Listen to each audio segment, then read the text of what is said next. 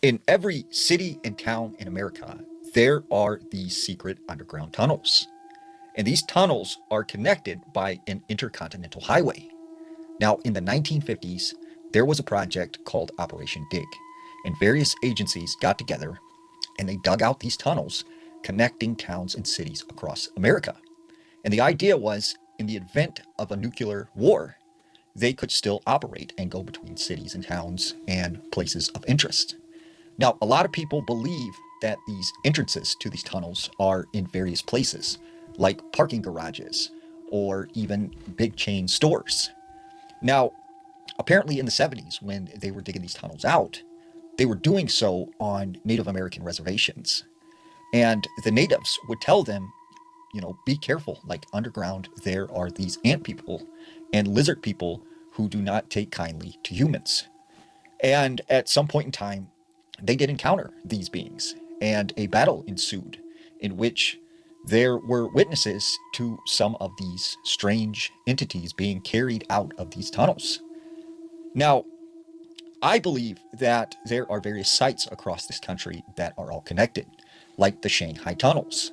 And even in Seattle, there's something called the Seattle Underground, which at one time there was this entire city in the early 1900s that Seattle built on top of. And you can actually go to a series of underground tunnels that go through this entire city. Now, there was someone who came forward and said that they happened to go on one of these tours of the Seattle Underground. And they decided with a friend that they were going to sneak off. So, as the tour got to a specific point, they wandered away from the tour and they hid.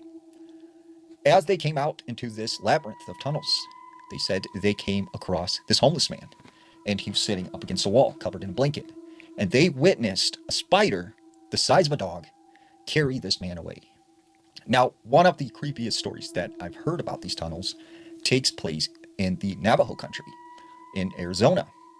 Now, there was this man who said he was driving one night in his truck and he started to have some car trouble. His truck breaks down and he ends up on the side of this dirt road.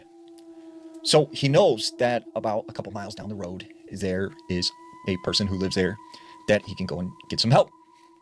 So as he gets out of his truck, he starts walking down this dirt road, he begins to hear like a person and they are calling for help.